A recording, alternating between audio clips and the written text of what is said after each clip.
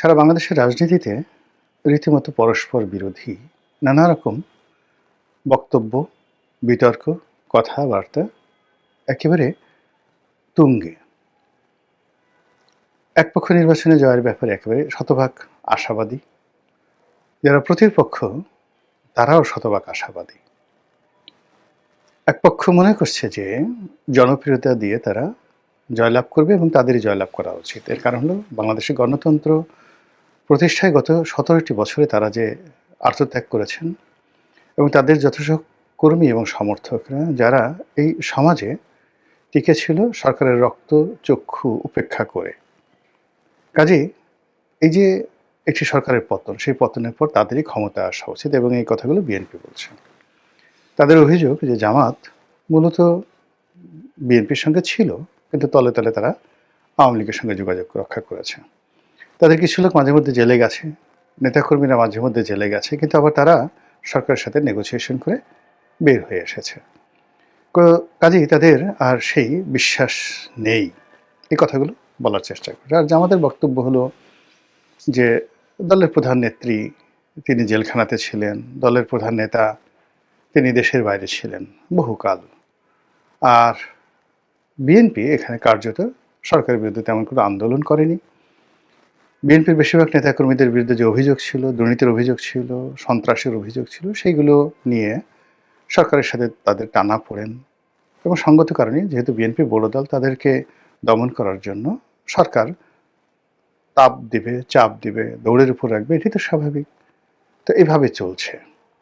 এই কথাগুলো খুব ভদ্র ভাষায় চায়ের টেবিলে যারা উভয় দলের শীর্ষ পর্যায়ের যারা নেতৃবৃন্দ রয়েছেন তারা ইন এ সফট ওয়ে, নরম সুরেই কথাগুলো বলার চেষ্টা করছেন যে বিএনপি এবং জামাতের মধ্যে বেসিক এবং ফান্ডামেন্টাল এই দূরত্বগুলো বা এই সমস্যাগুলো রয়েছে। কিন্তু যারা আমজনতা, তাদের যে মতাদর্শ, তাদের যে চিন্তা চেতনা, এটি ভিন্ন। বিএনপির যারা আমজনতা তাদের বক্তব্য হলো সারা বাংলাদেশে এখন তারেক রহমান সাহেবের জ্বরে ভুগছে। এখন আজকের যে ভিডিওটি, এটা যেহেতু আমরা তারেক রহমান সাহেবকে নিয়ে করছি, কাজে এখানে আর জামাতের প্রসঙ্গ আমরা আনলাম না। তো তারেক রহমান সাহেবের জ্বরে ভুগছে, তারেক রহমান সাহেব যেখানে যাচ্ছেন সেখানে বানের পানির মতো লোকজন ছুটে আসছে। প্রচণ্ড শীত উপেক্ষা করে রাত 12টা, কোথাও রাত 2টো, কোথাও 3টে, হাজার হাজার মানুষ, তারা বলেন অবশ্য লক্ষ মানুষের সমাবেশ হচ্ছে পথে ঘাটে প্রান্তরে যেখানে যাচ্ছেন। আর বাস্তবে অর্থাৎ নির্বাচনের মাঠে দাঁড়িয়ে থেকে যত মানুষ তারেক রহমান সাহেবের বক্তব্য শুনছেন, তার চাইতে 100 গুণ মানুষ বিভিন্ন অনলাইন প্ল্যাটফর্মে, পত্রিকাগুলোর যে অনলাইন ভার্সন রয়েছে, টেলিভিশনগুলোর যে স্ক্রিন রয়েছে, বিভিন্ন ইউটিউব চ্যানেল রয়েছে, যারা মোবাইল সাংবাদিকতা করেন, বিএনপির যে ফ্যান বেস পেজগুলো রয়েছে ইউটিউবে, ফেসবুকে, সেখান থেকে এ ধরনের অনুষ্ঠান যেখানে প্রচার করা হচ্ছে, সেখানেও মাঠে অর্থাৎ বিএনপির নির্বাচনী জনসভাগুলোতে মাঠে যে লোকজনের উপস্থিতি তার চাইতে ভার্চুয়াল জগতে 100 গুণ বেশি লোক দেখাশোনা করছে। কাজেই বিএনপির বাইরে আসলে কোনো রাজনীতি নেই। ভালো কথা।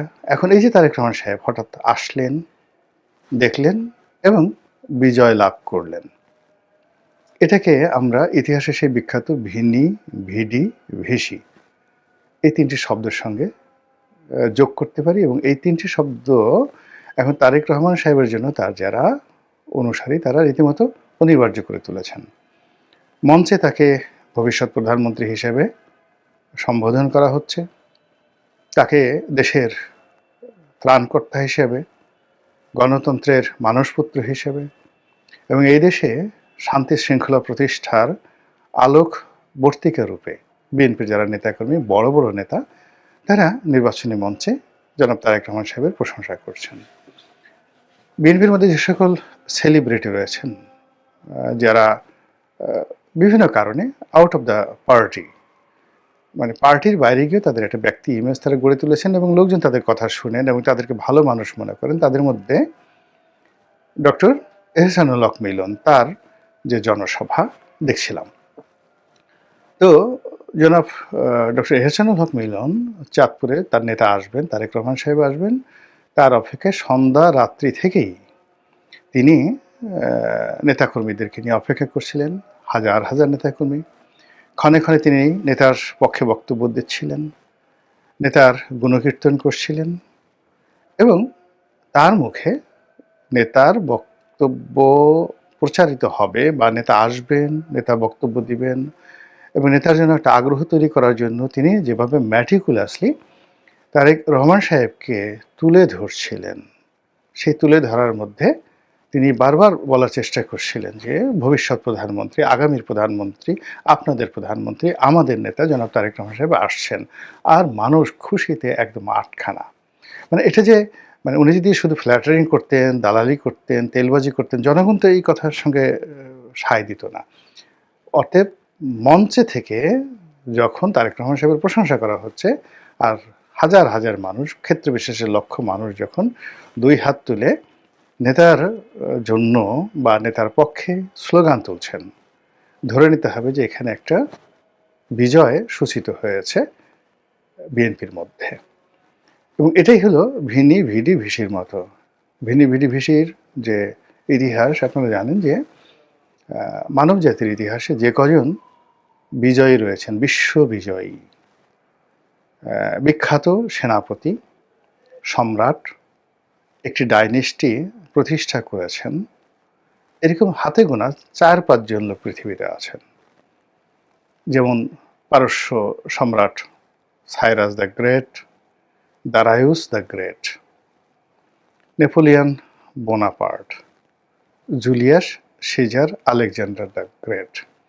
তো এক্ষেত্রে অন্য সবার মধ্যে পার্থক্য হলো যে জুলিয়াস সিজারের যদি আপনি সমপর্যায়ের জেনারেল রাষ্ট্রনায়ক চিন্তা করেন তাহলে একমাত্র সাইরাস দ্য গ্রেটের সঙ্গে তুলনা করা যায় আর মঙ্গল নেতা চেঙ্গিস খানের সঙ্গে তুলনা করা যায়।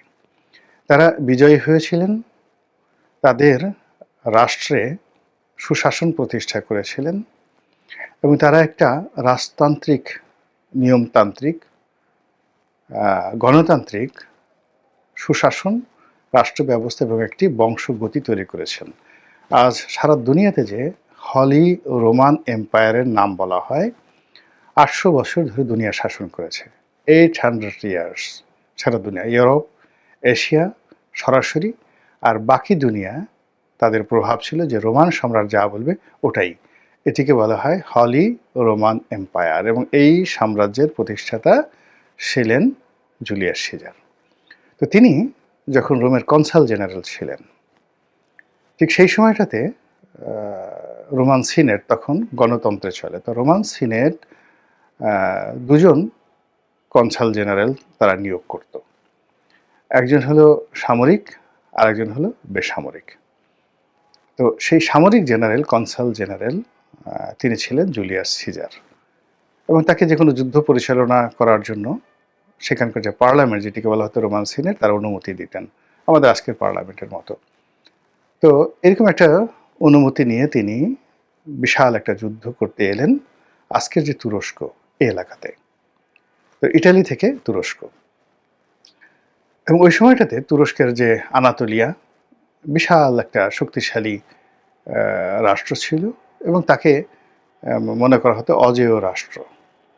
তো জুলিয়াস সিজার তিনি এখানে এলেন এবং খুব সহজে একেবারে অনায়াসে তিনি জয়লাভ করলেন, যেটা তিনি নিজেও কল্পনা করতে পারেননি। তখন তিনি সেই বিজয় লাভের পর তিনি যে চিঠি লিখলেন রোমান সিনেটকে, ভিনি ভিডি ভিসি, আসলাম, দেখলাম, জয় করলাম, রোমান ভাষায়। তো তারেক রহমান সাহেবের অবস্থা হতো দ্রুপ।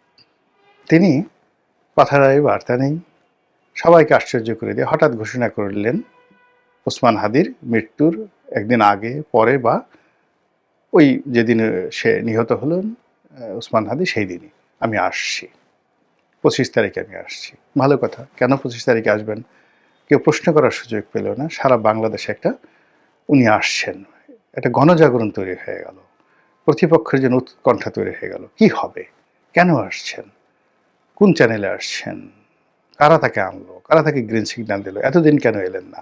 মানে যতদিন তিনি না এলেন ততদিন পর্যন্ত এই প্রশ্নগুলো তার বিপক্ষের যারা লোকজন তাদের মধ্যে ওই ভিনিভিশির মতো, যাকে বলা হয়, একটা আবহাওয়া তৈরি করলো। আর বিএনপির যারা নেতাকর্মী তাদের মধ্যে রীতিমতো পাগলামো শুরু হয়ে গেল, এই নেতা আসছেন, আর কোনো কথা নেই, নেতা আসছেন। দ্বিতীয় পর্বে তিনি যখন এলেন, বিস্ময়কর অবিস্মরণীয় তার সংবর্ধনা, লোকে লোকারণ্য। তিনি 17 বছর লন্ডনে থেকেছেন।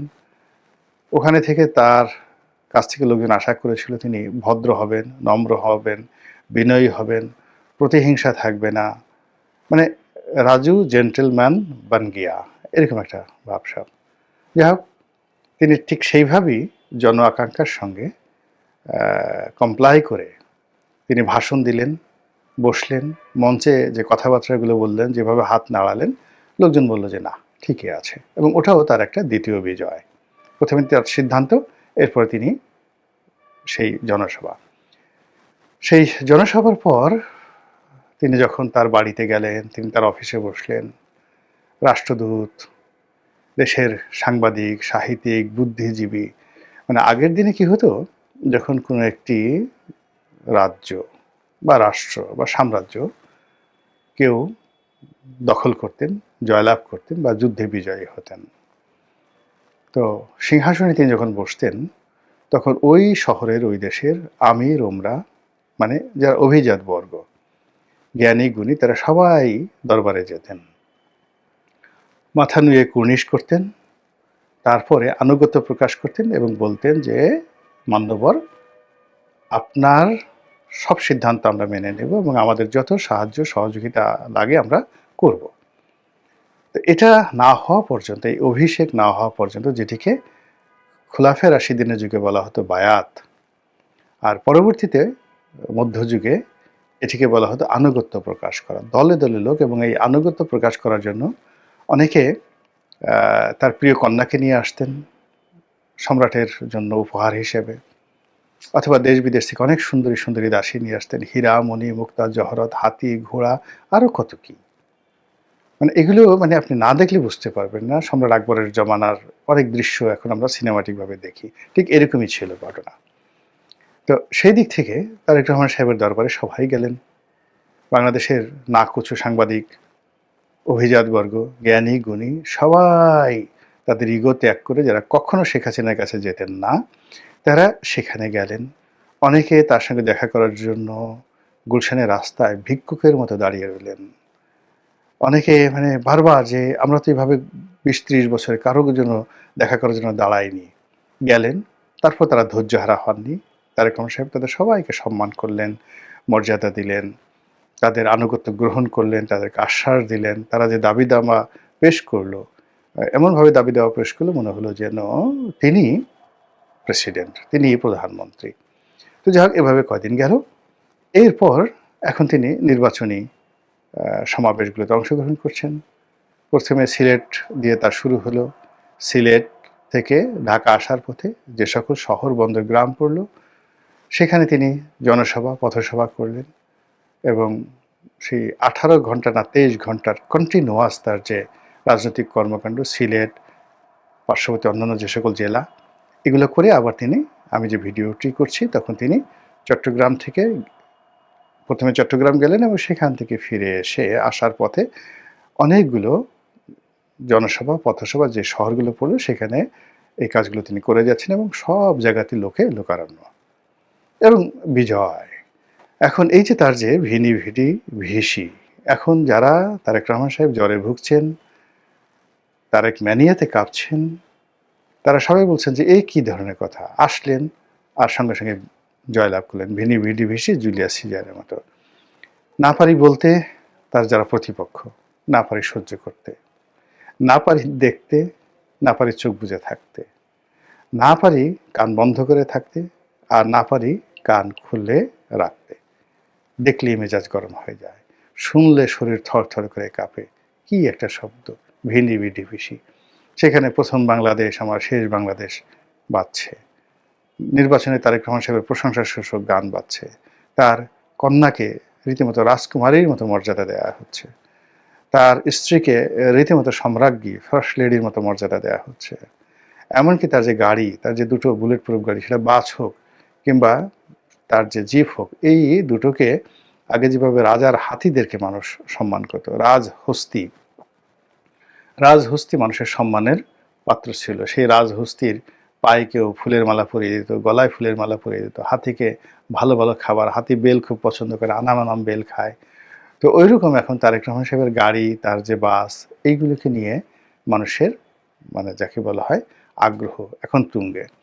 এরবারে যাদের সঙ্গে তারেক রহমান সাহেবের খুব খাতির, সেটা ওনার ব্যক্তিগত স্টাফ, ওনার আত্মীয় স্বজন, ওনার পরিবার পরিজন, ওনার পিয়ন, এমনকি ওনার গাড়ির ড্রাইভার, তাদের এখন রীতিমতো মানুষজন, বিএনপির যারা লোকজন রীতিমতো তাদেরকে মোর্শেদ বানিয়ে ফেলেছে, মানে পথপ্রদর্শক বানিয়ে ফেলেছে।